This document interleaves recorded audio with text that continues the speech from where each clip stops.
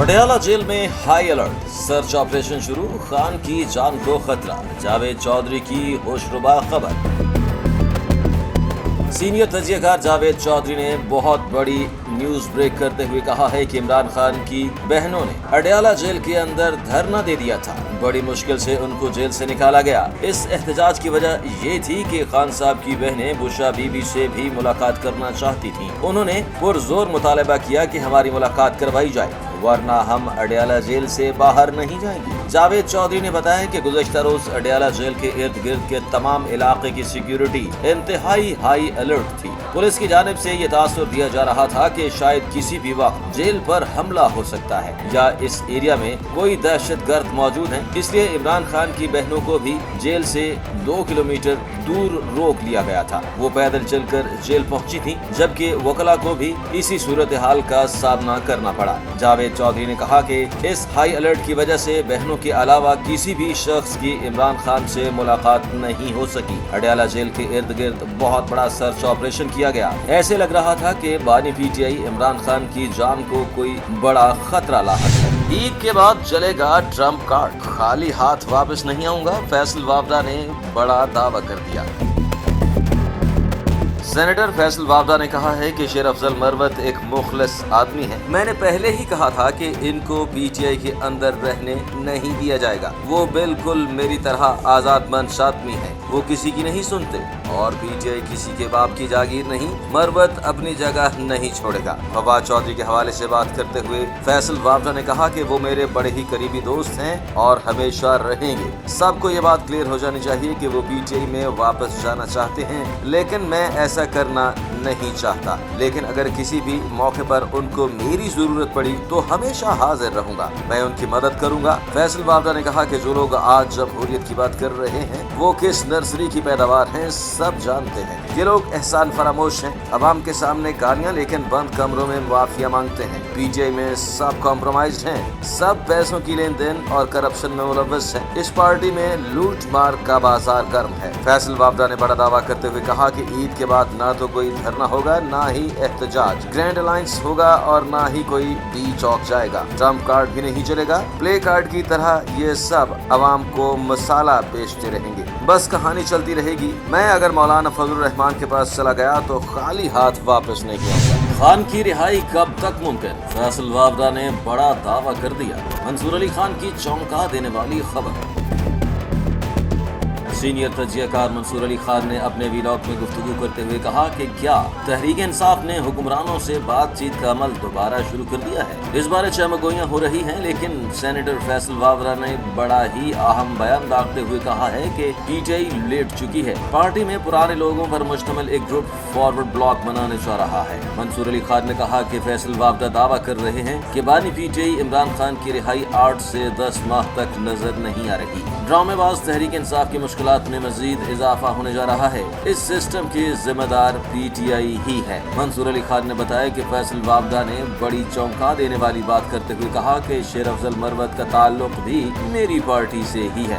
फैसल वावदा के इस बयान पर जब शेर अफजल मरवत से पूछा गया तो उन्होंने कहा कि फैसल वावदा की पार्टी में जाने से बेहतर है कि मैं जिंदा दरगोर हो जाऊं। फैसल वावदा तो हमारी पार्टी से जा चुके, लेकिन उनके कुछ दोस्त अभी तक मौजूद हैं। बेहतर है उन लोगों को भी साथ ले जाएं। मंसूर अली खान ने कहा कि फवाद चौधरी की बात की जाए तो उन्होंने भी अहम ट्वीट कर दी है। उन्होंने कहा है कि मैं 7 माह जेल रहा और 48 मुकदमे भुगत रहा। मैं सवाल पूछता हूँ कि सलमान अकरम राजा, शेख वक्कास, शुएब शाहीन और रऊफ हसन कितनी देर जेल में रहे हैं। ये सब घुस बैठी हैं, लोग इनको पहचान रहे हैं। वज़ीर-ए-आला पंजाब ने लाहौर में इलेक्ट्रिक बसों का इफ्तिताह कर दिया। तकरीब से खिताब में कहा सियासत में इख्तलाफ होते हैं, लेकिन इनके चेहरे पर बदनुमा दाग है।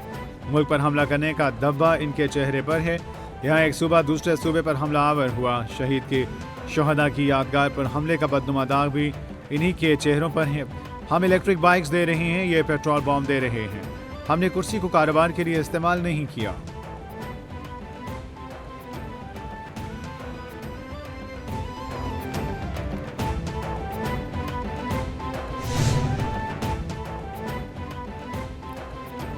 चीफ जस्टिस की दावत पर वज़ीर आज़म शहबाज शरीफ ने मुलाकात। एलामिया जारी। चीफ मुलाकात चीफ जस्टिस के रिफॉर्म एजेंडे का हिस्सा है।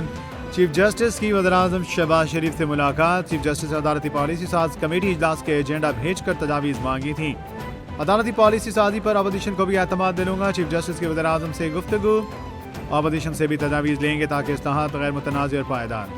چیف جسٹس نے وزیراعظم کو اعزازی شیلڈ بھی پیش کی.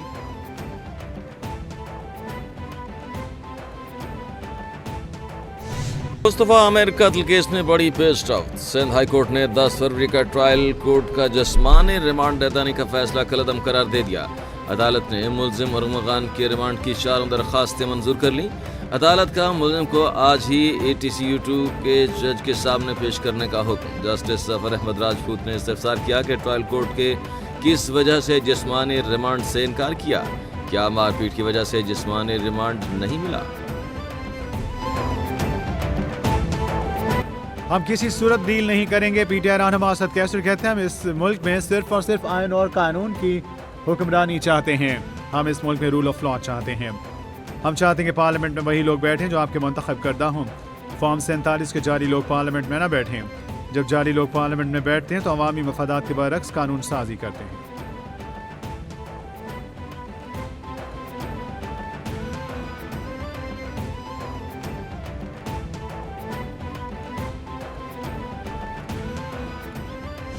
Army chief general Syed Asif Munir کا برطانیہ کا سرکاری دورہ. ISPR کے مطابق army chief royal military academy Sandhurst میں علاقائی استحکام کانفرنس میں شرکت کے لیے دورے پر ہیں. Army chief general Asif Munir کا پرتپاک استقبال کیا گیا. Royal horse guards parade ground میں آرمی چیف کو گارڈ آف آنر پیش کیا گیا. آرمی چیف کی chief of defence staff UK، chief of general staff of برطانیہ کی قومی سلامتی کے مشیر سے ملاقاتیں شیڈیول.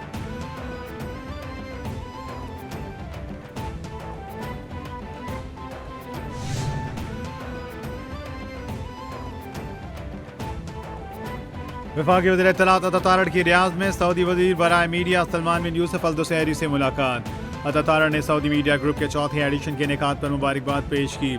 پاکستان اور سعودی عرب کے درمیان مشترکہ پروڈکشن، گانے، فلم اور ڈاکیومنٹریز کی تیاری کے لیے جوائنٹ کمیٹی تشکیل دینے پر اتفاق. ملاقات میں صحافیوں کے تبادلے اور تربیتی پروگرام سمیت مختلف شعبوں میں تعاون بڑھانے پر اتفاق کیا گیا.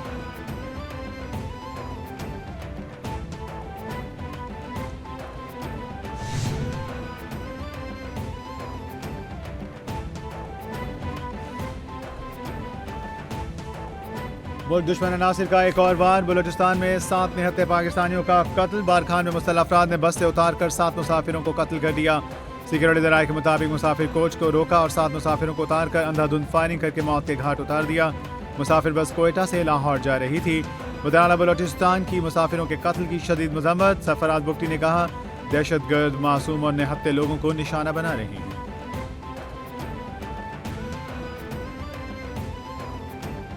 آئینی بینچ میں سویلینز کے ملٹری ٹرائل کیس کی سماعت. جسٹس امین الدین نے لطیف کھوسہ سے مکالمہ کرتے ہوئے ریمارکس دیے اس کیس میں سپریم کورٹ انڈر ٹرائل نہیں. عدالت نے آئین و قانون کے مطابق فیصلہ کرنا ہے. ایسا نہ کریں، ایسی باتوں سے اور کہیں پہنچ جائیں گے. وکیل لطیف کھوسہ نے کہا پوری قوم کی نظریں اس کیس پر ہیں. کیس کی وجہ سے سپریم کورٹ انڈر ٹرائل ہے. عدالتی فیصلوں کا تاریخ پھر جائزہ لیتی ہے.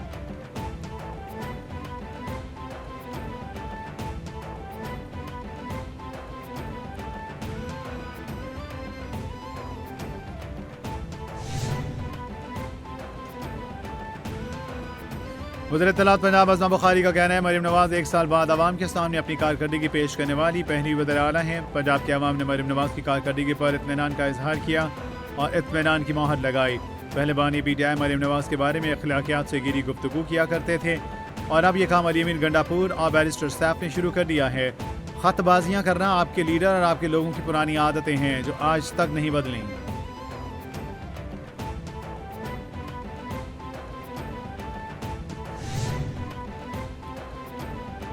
مصطفیٰ قاتل کے مقتول مصطفیٰ کی والدہ کا کہنا ہے کہ میرے ساتھ پولیس نے زیادتی کی اور کیس کو الجھایا. مجھے پریشان کیا گیا. 20 روز تک مجھے چکر لگوائے گئے. میں نے نام بھی لیا اور احتجاج بھی کیا. ارمغان حیوان ہے، جانور ہے. کئی روز سے مصطفیٰ سے جھگڑا کر رہا تھا. ارمغان مصطفیٰ کا دوست نہیں تھا. کوئی بھی دوست پر اتنا بدترین تشدد نہیں کر سکتا. مصطفیٰ نارمل انسان تھا، کوئی ایسا کام نہیں کرتا تھا. میڈیا پر غلط خبریں چلائی جا رہی تھیں. اور بلوچستان سے پنجاب میں بادلوں کی entry, Lahore D I Khan اور جنوبی پنجاب کے مختلف علاقوں میں ہلکی بارش۔ ترجمان پی ڈی ایم اے کے مطابق مریو کے لیات سمیت دیگر پہاڑی علاقوں میں بارش اور برفباری پیش گوئی کی گئی۔ سرگودا، میاںوالی، بھکر، خوشاب، حافظ آباد، گوجرانوالہ اور گجرات میں بھی بارش کا امکان۔ بارش کے ساتھ ساتھ پہاڑی علاقوں میں برفباری بھی ہو سکتی ہے۔